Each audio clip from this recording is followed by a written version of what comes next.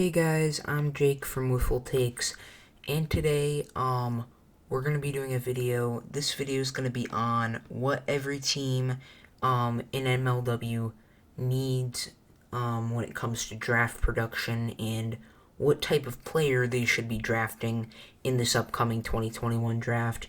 Before we get started, I'm sorry I've been on a 2-month break. I thought this channel would be a one-off video. I've had many YouTube channels over the years, and really none of them have gotten as much support as this one has. So it's really motivated me, but I just really wanted to upload a quality video for you guys. I want these to be high quality videos, pretty much mainly on MLW related topics. But yeah, thank you for the overwhelming support, and without further ado, let's get right on into it. Alright, one more thing before we get into the video. So I don't exactly know how MLW does their draft order. I don't know if it's based off how each team did in the playoffs, combined with the regular season, or if it's strictly off regular season standings. So I have if it's based off regular season standings and playoff, how each team did in the playoffs, then it would be the Coastal Cobras with the first pick, the Eagles with the second pick, because they got that pick from the Magic in a three-way trade. The third pick would go to the Mallards, fourth would go to the D-backs, the fifth would go to the Eagles, the sixth would go to the Preds, the seventh would go to the Wildcats, and the eighth would go to the Cobras, as they got that pick from the Gators, who were the World Series champions this year.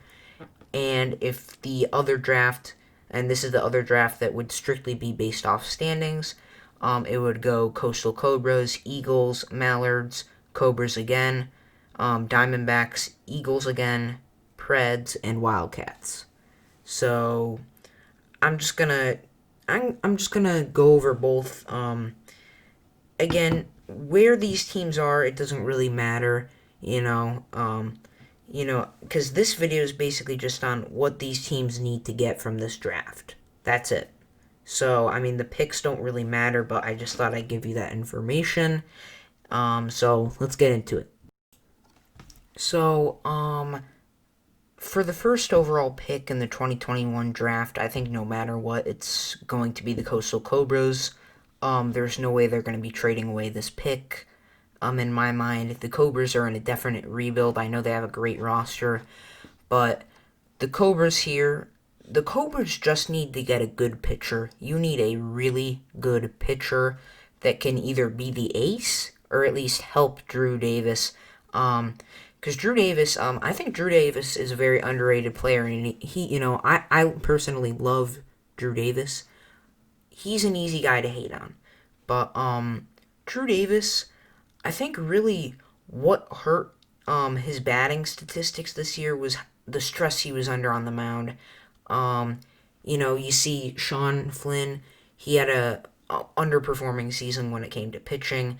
Andy Durand brought nothing to the mound when it came to statistics.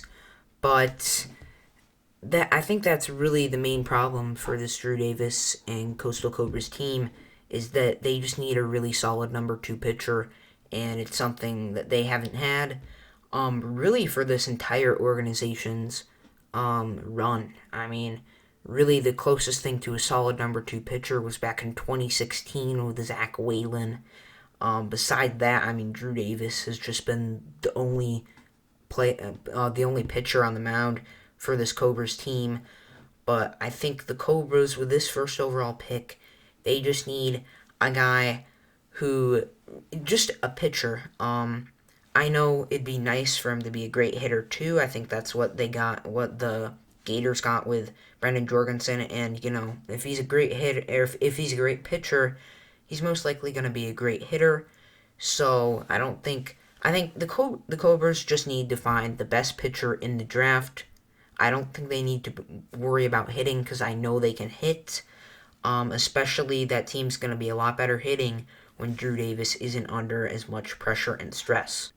So, now we go on to the second pick, and I think this one's almost guaranteed to be the Eagles. I don't see them trading away a pick.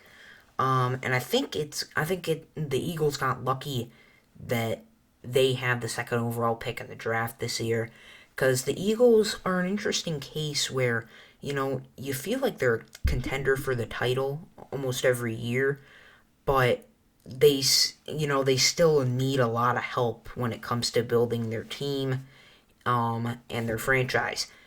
So like I was saying, I think this is exactly the opposite of what the Cobras are doing. What I mean by that is I think the Eagles want to go strictly hitting here. Kyle Schultz picked up Nick Saylor, who was an amazing bat, a super clutch bat for that Wildcats team, and it paid off. I think that's what ultimately. I know Kyle Schultz obviously carried most of that Wildcats team, but I think without Nick Saylor, I don't think they would have made it to the World Series. I think the Preds would have ran away with it. But I think that's what the Eagles need to do here, because, you just look at their lineup. Zach Whalen's probably the only okay hitter on that team besides Daniel Schultz. And again, I think Daniel Schultz is in a situation like Drew Davis, where he's under a lot of stress hitting because he's got to perform well pitching and hitting. So I think the Eagles need to strictly go hitting here. Again, it'd be nice for them to have a good arm, but it's not necessary. You just need to pick the best hitter available in this situation.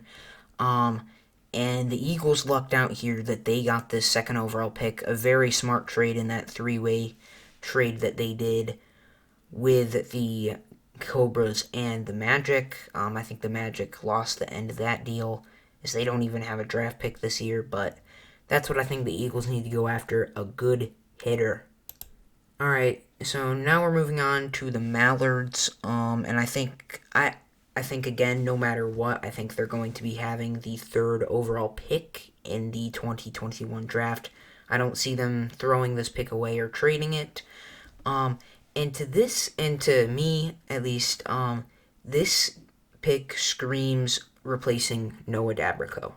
I think for the Mallards, I don't think you necessarily need to go after a great pitcher or a great hitter. I think this is just best player available scenario. Just pick the best player available. Tommy's been in kind of a slump. I think he'll get over it, though. He's one of the greats of the league. How could you not expect him to get over it? And I think Trevor Bonham's a very solid number 2. So, if you had to pick sides, I'd lean towards a better hitter. But again, I think this is just the best player available, because the Mallards could absolutely use an amazing pitcher. I think they could utilize that to their abilities very well.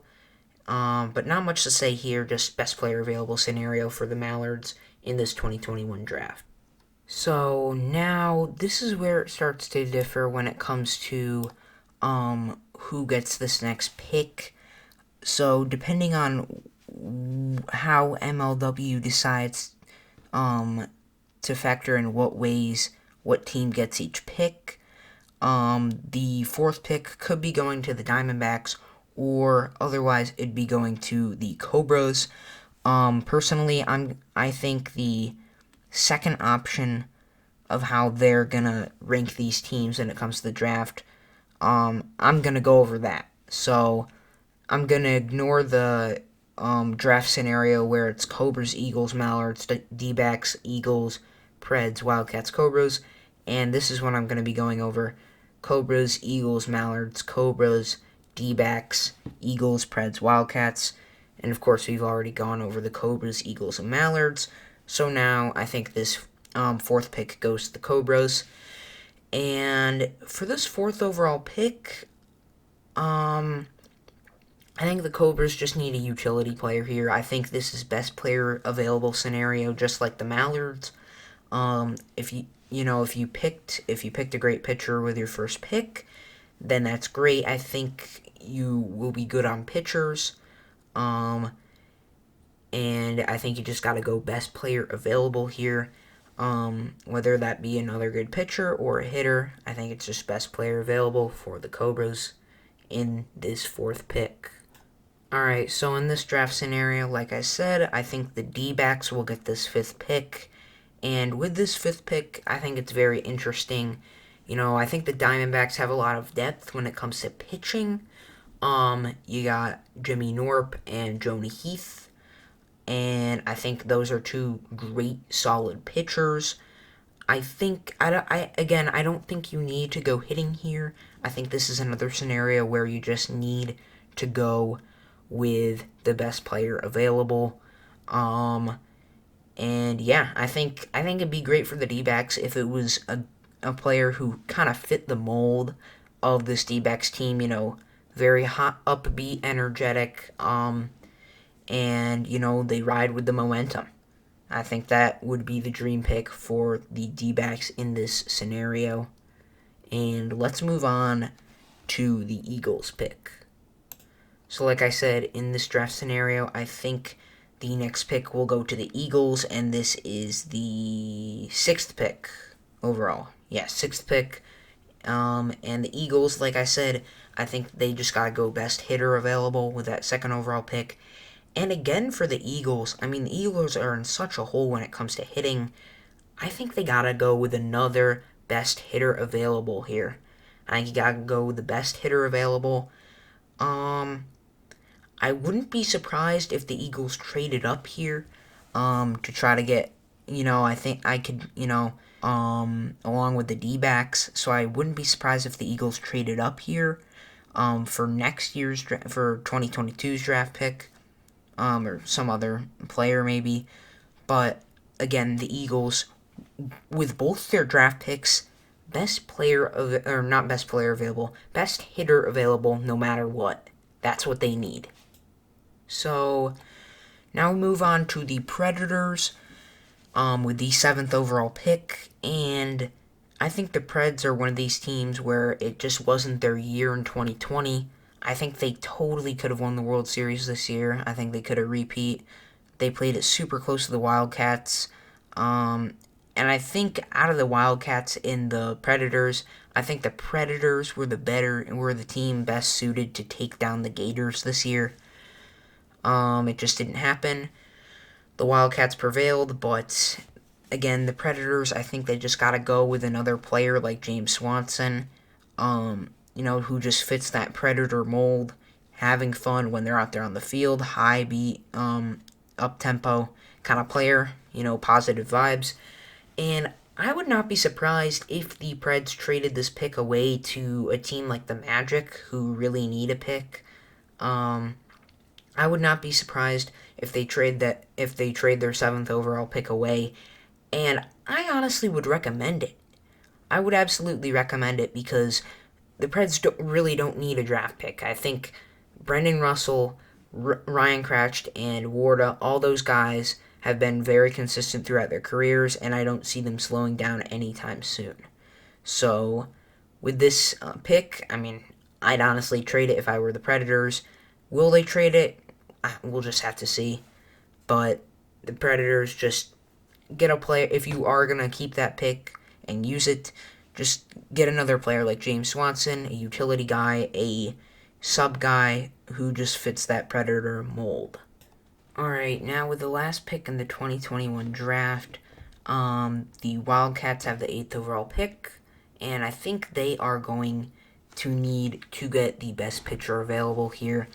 Again, I know at this point there's really not a ton of talent left, but I think there actually could be, I think we saw with these later picks with Tamalka and James Swanson, these guys really didn't bring much to the table and weren't really that great. But I think as the drafts go on, there's going to be more and more players participating, and I think it's going to lead to more and better overall draft stock.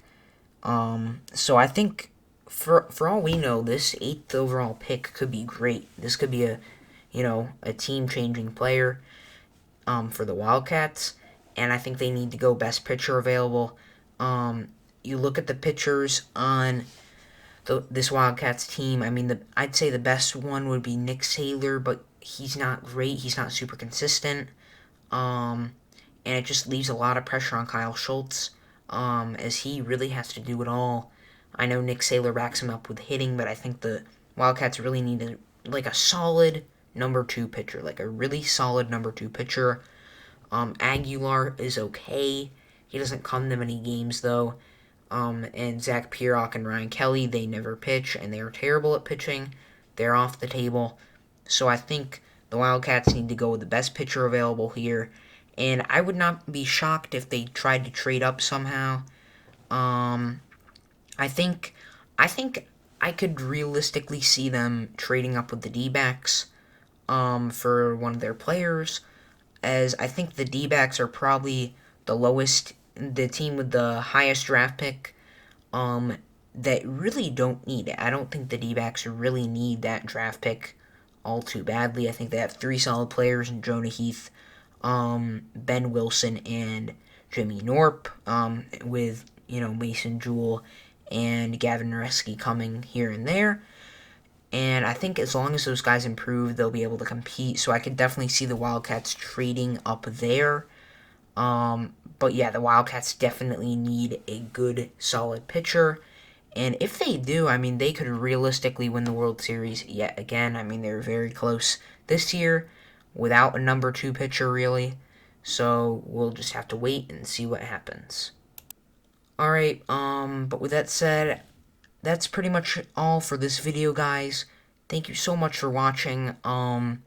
Make sure to hit that like button and subscribe if you haven't already. I'm going to be uploading a ton of wiffle ball content in this MLW offseason, along with a ton of, kind of free agency videos. I'm going to try to do some of those, some rumors or trades that we'd like to see, or players that we'd like to see go on a certain team.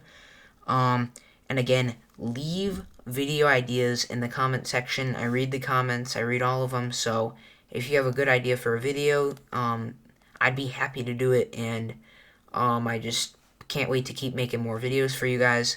But with that said, see you later. Have a great day. This is Jake signing off.